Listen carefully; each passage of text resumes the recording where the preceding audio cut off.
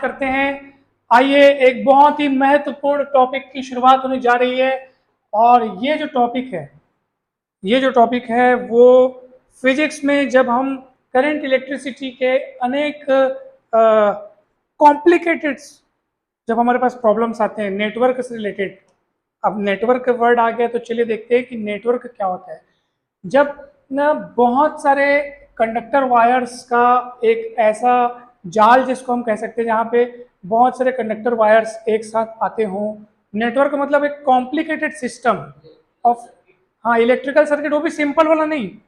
जैसे आप देखते हो ना, खंभों में बहुत सारी वायरें इधर उधर, बहुत ही जंजाल टाइप का, तो वो नेटवर्क है, समझ लो। मतलब थोड़ा कॉम्प्लिकेटेड सिस्टम, तो उसको नेटवर्क बोलते हैं।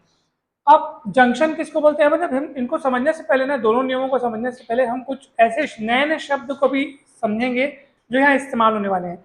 जंक्शन, तो ये जंक्शन शब्द तो आप पहले भी सुने होंगे।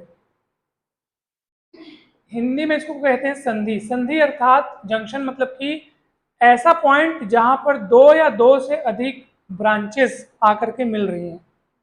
ठीक है, दो या दो से अधिक ब्रांचेस। आप देखोगे रेलवे स्टेशन का नाम जंक्शन, कई तो जो बड़े बड़े रेलवे स्टेशन रहते हैं, जैसे Durg junction, Raipur junction, Bilaspur junction, तो ऐसा क्यों होता है पता है? राजनांदगांव जंक्शन नहीं है, तो वो बड़े बड़े जो शहर रहते हैं ना, वो अक्सर जंक्शन होते हैं, क्योंकि ना वो शहर ऐसे पॉइंट्स हैं जहाँ पर ना अलग अलग दिशाओं के लिए जो बड़ी बड़ी ट्रेनें जो हैं अलग अलग दिशाओं के लिए मिलती हैं। रायपुर से होकर आप इधर आगे, मतलब हाँ, बिलासपुर वाले रोड में जा सकते हो। उड़ीसा वाला अलग रोड कटा है, समझ में आ रहा है? हाँ, और फिर इधर राजनांदगांव जाने का अलग रोड है, और कई कई, और फिर वो दलीरा जाने का अलग रोड है। कहने का अर्थ ये है कि अगर किसी एक स्टेशन से अनेक दिशाओं के लिए रास्ते निकलते हैं, तो समझ जाओ वो क्या है, जंक्शन है। और ऑब्वियस सी बात है कि एक ही स्टेशन से अलग अलग रास्तों के लिए हमको ट्रेनें मिल रही है, मतलब वो कोई बड़ा ही शहर होगा। बड़े जंक्शन, बड़े, जहाँ जो बड़ा रेलवे स्टेशन होता है ना, वहीं पे ऐसा होता है। छोटे रेलवे स्टेशन में कहाँ ऐसा होता है? बात समझ रहे हो? तो जंक्शन वो वाला वर्ड आपको मैं इसलिए बताया, रेलवे स्टेशन से कंपेयर इसलिए किया ताकि आपको समझ में आए। तो यह जंक्शन का मतलब क्या है? जहाँ जहाँ दो या दो से ज़्यादा ब्रांचेस आकर के मिलती हैं, तो उस पॉइंट को हम लोग जंक्शन कहते हैं। समझ में आया कि नहीं? आइए, और और देखते हैं सर्किट किसको बोलते हैं, ये लूप किसको बोलते हैं, लूप। यहाँ पे क्लोज्ड लूप का यहाँ पे एक उल्लेख हुआ है, क्लोज्ड लूप। तो क्लोज्ड लूप मतलब ना, लूप मतलब होता है बंद घेरा, यानी कि सर्किट पूरा पैक।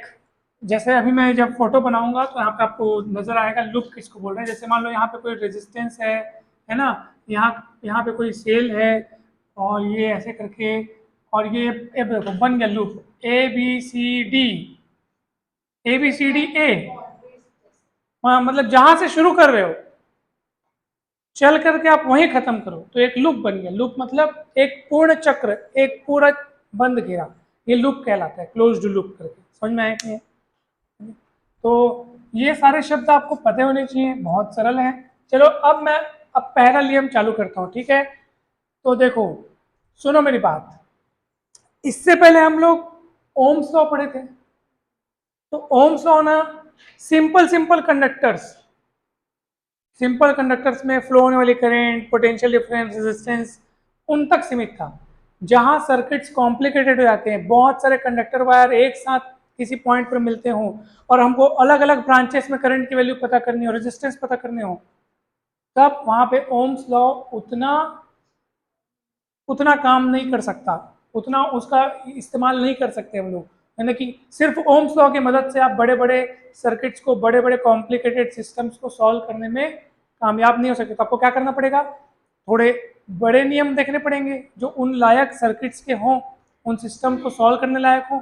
तो किरचॉफ ने 1842 में, 1842 में दो नियम दिए थे, दोनों के दोनों बहुत इंपॉर्टेंट है ये नियम।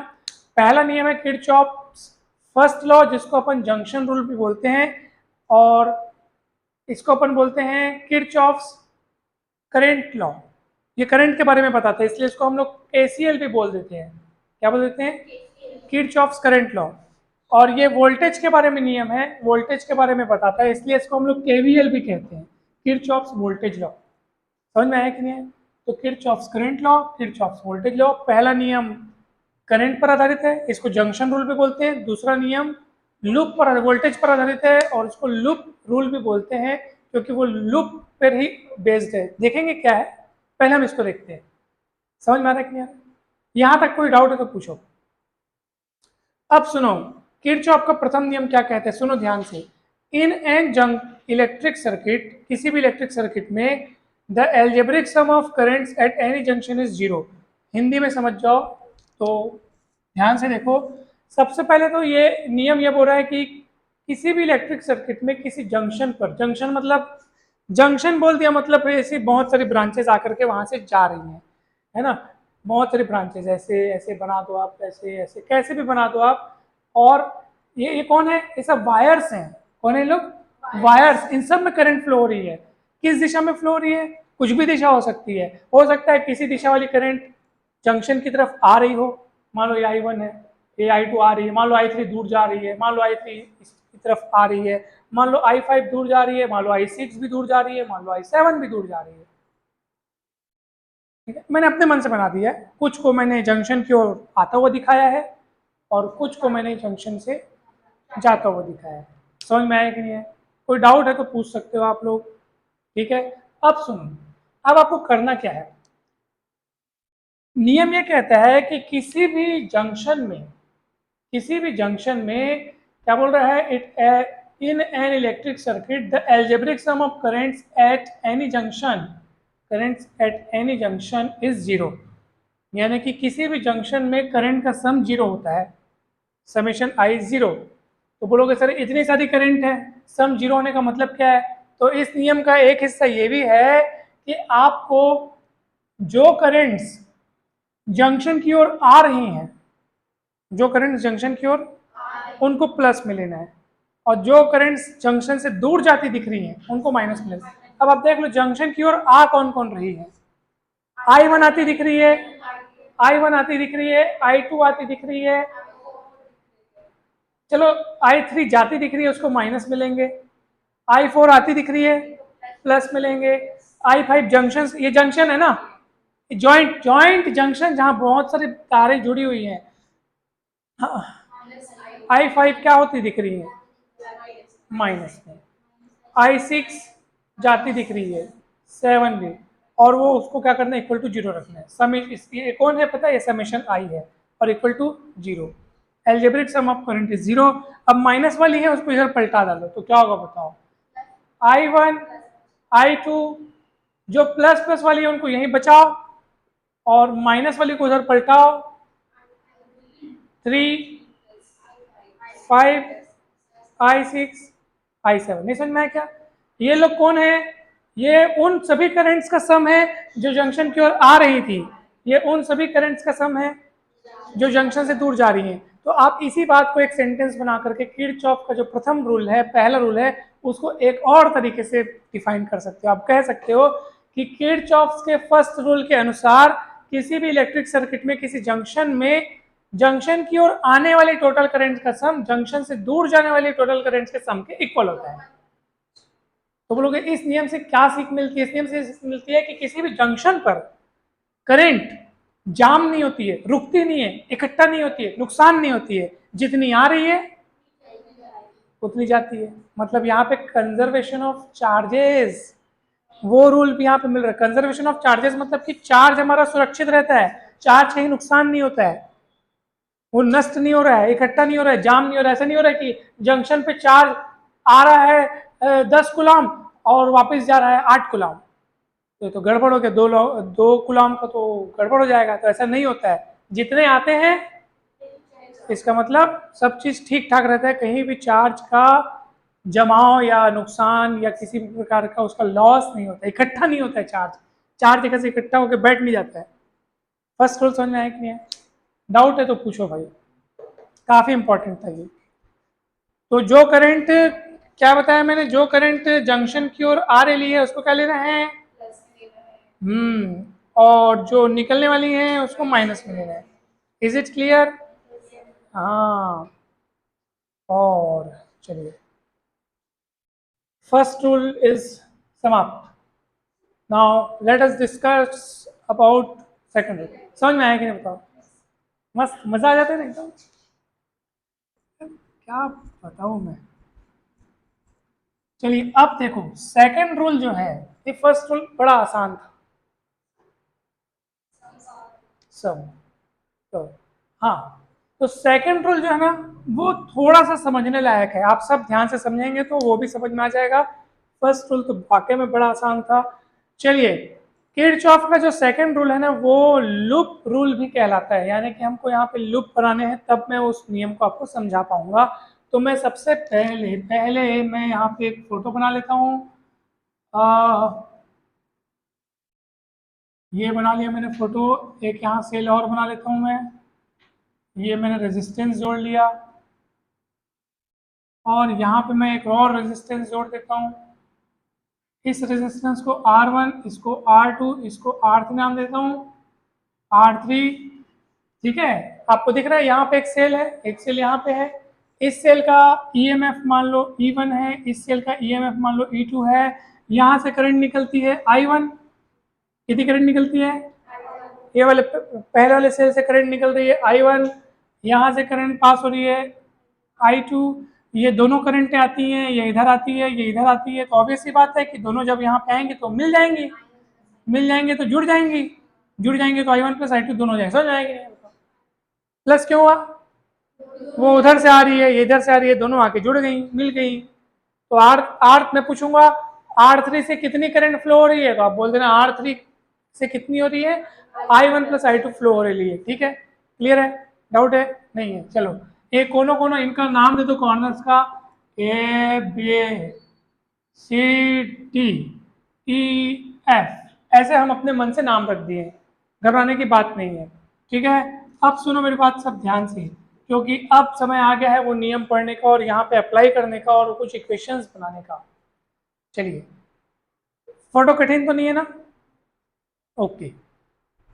किरचॉफ का जो द्वितीय नियम है, किरचॉफ सेकंड लॉ, जिसको लूप रूल भी कहते हैं और इसको किरचॉफ वोल्टेज लॉ भी कहते हैं, KVL।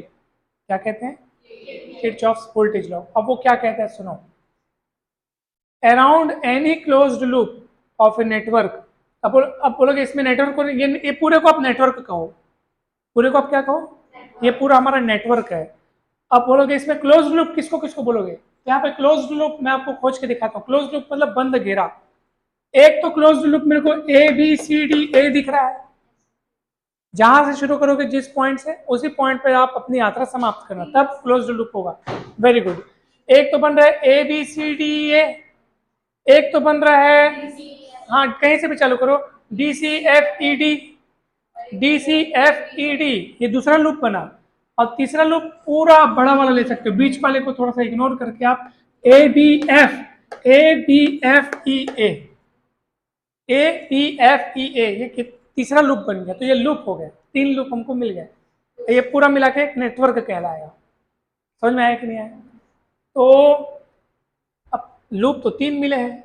अब नियम क्या कहते हैं, किसी भी लूप की बात कर रहे हैं तो किसी भी लूप में algebraic sum of changes in potential must be zero, यानी कि changes in potential must be zero, यानी कि डेल वी जीरो बोल रहे हैं। चेंजेस इन पोटेंशियल मतलब पोटेंशियल डिफरेंस, वो कितना होता है? 0 होता है। Del V is equals to 0। घबराना नहीं, घबराना नहीं, मैं हूं ना। अब V बराबर आप लोग पढ़े होंगे E माइनस आई आर, याद है आपको? अगर हम उसको यहाँ पे रखें, E क्या है? EMF of cell. V को ही पोटेंशियल डिफरेंस बोल रहे हैं। हाँ, V पोटेंशियल खुद ही डिफरेंस है ना, तो डेल लगाने की आवश्यकता नहीं है ना। डेल कब लगाते हैं? जब हम उसके चेंजेस को बता रहे हैं। V ही यहाँ पे क्या है? पोटेंशियल डिफरेंस है ना? तो सुनो ना, अब देखो मैं कुछ बता रहा हूँ जबरदस्त चीज का, हाँ वो बता रहा था। V मतलब कौन है? V is equals to E minus I R. V minus I R, तो क्या हो जाएगा बताओ? ये E माइनस आई आर बराबर 0, समेशन दोनों में बटेगा, यानी हो जाएगा समेशन ई और समेशन आई आर माइनस में उधर जाके समेशन आई आर प्लस में हो जाएगा, यानी summation E is equals to summation I R. कोई डाउट है क्या? हाउ हाउ अच्छा ये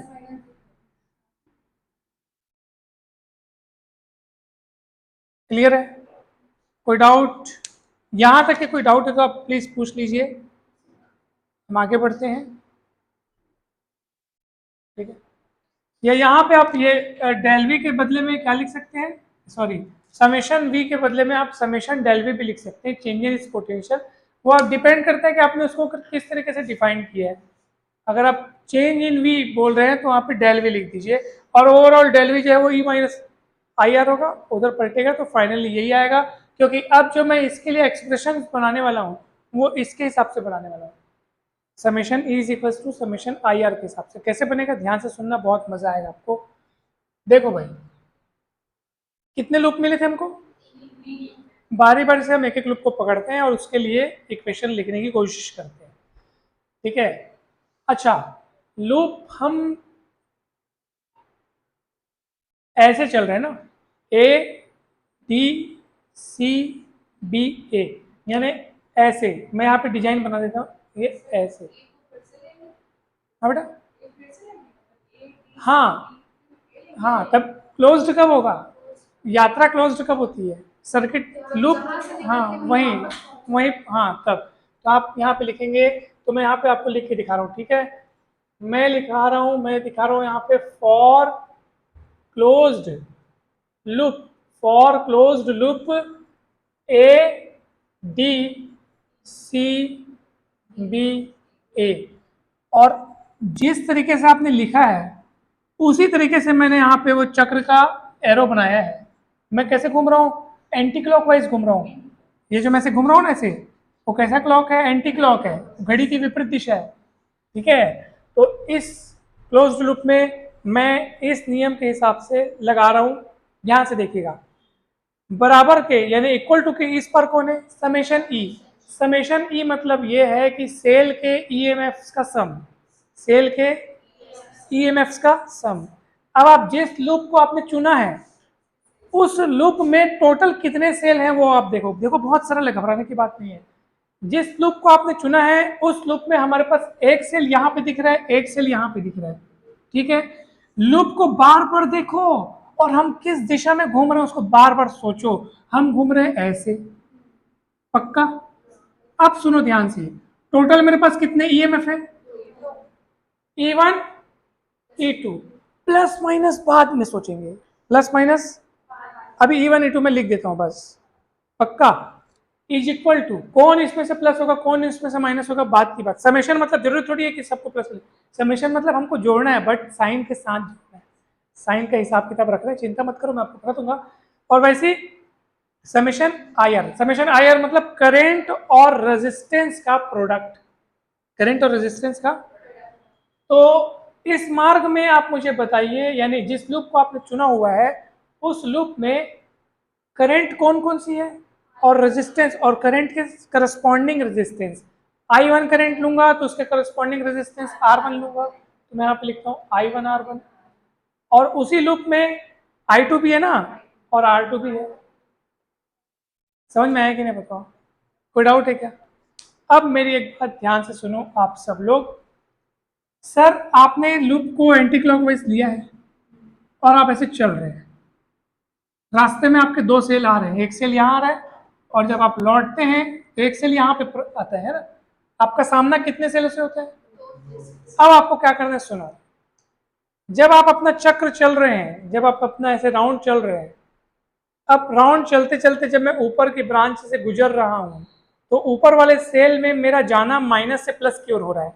कैसे? ये देखो, चलो आप, हाँ इसको उसको भूल जाओ, अभी आप चलो ना, अभी आप चलो और इस सेल में जब पहुंचोगे तो आप कहां से कहां जा रहे हो? माइनस से प्लस में जा रहे हो कि प्लस से माइनस में जा रहे हो? माइनस से, पक्का? तो समझ जाना, ऐसे में इसको प्लस लेना, क्या लेना? E1 का साइन प्लस लेना। चलिए अपना लूप कंटिन्यू रखिए, आप लूप कंटिन्यू रखो। जब घूम के आप लूप ऐसे घूम के आप नीचे आओगे तो आपका सामना इस सेल से होगा, इस सेल में आप तो इसको माइनस लेना, E2 का साइन माइनस होगा। और ये अब हमेशा के लिए नियम याद रख लो, जब कभी आप लूप चला रहे हो और लूप चलते चलते आपके रास्ते में अगर कोई सेल आ रहा है और उस सेल में आप देखो कि हमारे जिस हिसाब से हम लूप चल रहे हैं और हमारे लूप चलते की डायरेक्शन में जो सेल आ रहा है, तो हम उसके कौन से वाले से कौन से वाले की ओर जा रहे हैं। अगर आपको लग रहा है सर हाँ इस सेल के लिए हम माइनस से प्लस की ओर जा रहे हैं, तो उस सेल का EMF प्लस मिलेगा।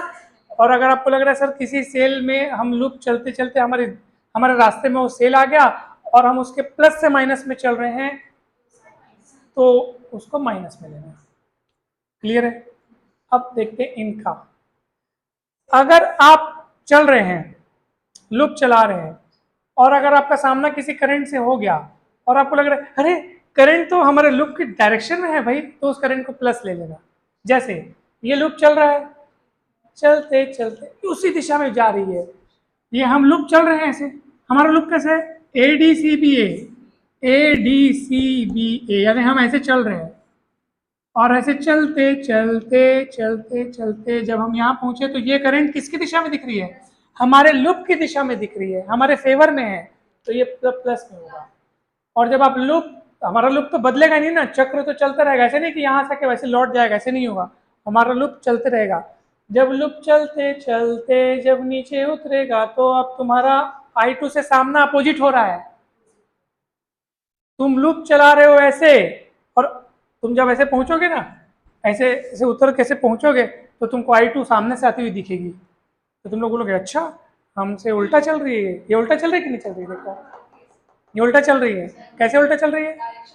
जब तुम हाँ लूप ऐसे चला रहे हो, हाँ, और ये लूप के ये वाली कैसी है, हमारे साथ चल रही है, चल चल, और ये अपोजिट चल रही है, माइनस लेना पड़ेगा। समझ में आया? जिसको हम सिंपल वर्ड्स में E1 माइनस E2 बराबर I1 R1 minus I2 R2 लिख सकते हैं। कोई डाउट है क्या? एक तो एक लूप हो गया, अब तुम लोग इस लूप का आराम से बता सकते हो, इस लूप का। चलो बताओ, दूसरे लूप का बताओ। मैं लिखता हूँ यहाँ पे लूप है ना, फॉर लूप, क्या हो गया तो हमारा टेंशन और कम हो गया। हाँ हाँ सब नहीं रखना पड़ेगा। हाँ फॉर लूप कौन सा, DEFCT, DEFCT बताओ कौन सा लूप, DEFCT में टोटल कितने सेल दिख रहे हैं, एक स्टम दिखत सर, तो E2 रख दो, बराबर में उधर क्या रखोगे बताओ भला, I2 रखोगे तो उसके करस्पॉन्डिंग रेजिस्टेंस R2 रखना। साइन का बाद में सोचेंगे, वो अब तुम तुरंत देख के लगा सकते हो, तो मैं तुम लोग को सिखाने के लिए रोक के रखा था, अब तुम सीख चुके हो। अब अच्छा यहाँ पे भी ये डायरेक्शन लगाना जरूरी है, ठीक है। हाँ बताओ अब ये वाला प्लस में आएगा क्या, ये वाला चल रहा है, चल रहा है, देखो लूप चल रहा है, I2 उसी दिशा में दिख रहा है, तो प्लस होगा। और जब तुम ऐसे चलते चलते जब तुम नीचे उतरोगे तो ये भी आपके लूप के ही डायरेक्शन में है, इसलिए ये भी प्लस होगा, I1 प्लस I2 दोनों ब्रैकेट में, और इसका करस्पॉन्डिंग रेजिस्टेंस I3, और E2 का साइन प्लस होगा कि माइनस होगा,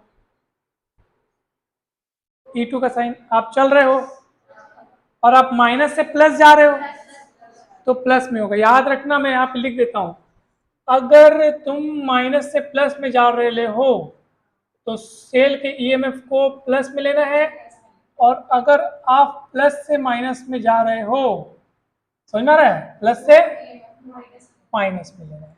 समझ में आया कि नहीं बताओ? बस बस करेक्ट, जहां पहुंचेंगे, अगर आप माइनस पे पहुंच रहे हो तो माइनस, और प्लस पे पहुंच रहे हो तो प्लस, ये इक्वेशन बन गया। तो इस टाइप से इक्वेशन लगा के ना हम लोग फिर जो नॉन क्वांटिटीज होती है उनकी वैल्यू रख के फिर अननोन क्वांटिटीज की वैल्यू निकालते हैं, ज्ञात राशियों के मान रख के अज्ञात राशियों के मान निकालते हैं। तो इस टाइप से हम लोग वो नेटवर्क को सॉल्व करते हैं, जो हम एग्जाम्पल में आगे करेंगे, पढ़ेंगे भी। डाउट है क्या? आप बड़े वाले लूप में भी अगर एक इसको अगर इग्नोर करें, ए बी सेम बनेगा, बस ये E1 की जगह E2 की जगह E1 रहेगा, और ये I2 R2 की जगह I1 R1 रहेगा। क्लियर है? हाँ, लो ना, तुम लोग बनाने हो तो ऐसे ही बनेगा ना, सिंपल तो है, क्या दिक्कत है भाई? क्लियर है? पक्का? दिखाओ तुम लोग का बुक।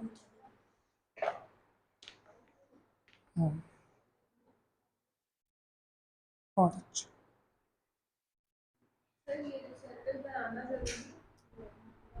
हाँ, एक और चीज सुनो, चलो बढ़िया बोल दी। हाँ, ये जो हम लोग बना रहे हैं ना, ये आपके सहूलियत के लिए, आपके समझने के लिए, ताकि आपको पता चले कि हम लूप किस दिशा में चला रहे हैं, है ना। एक और बात बताऊं मैं आपको, अगर आप भूल से लूप को एंटी क्लॉकवाइज जैसे ऐसे बनाए हैं, अगर आप बोलते नहीं सर हमारी इच्छा है ऐसे चलने की, हाउ, कुछ गलत नहीं होगा, कुछ भी गलत नहीं होगा भाई। अगर आप चक्र की दिशा पलट दिए तो जो जो पहले प्लस थे और जो माइनस थे, तो आपका काम देखना, अब ये इक्वेशन आया है, यहाँ क्या चेंज हो जाता है, ये प्लस माइनस हो जाता, ये माइनस प्लस हो जाता, कुल मिला के फिर से माइनस कॉमन निकाल के काट देते तो वापस इतना ही आ जाता, माइनस प्लस का बस खेल रहेगा। तो मतलब ये है कि कुछ नुकसान नहीं होगा, आप बस एक काम करना, किसी एक दिशा में आप चक्र को चुन लो, अपना वो नियम बरकरार रखो माइंड में, आपका जो इक्वेशन होगा वो गलत नहीं आएगा, वो सही आएगा, है ना। जादू।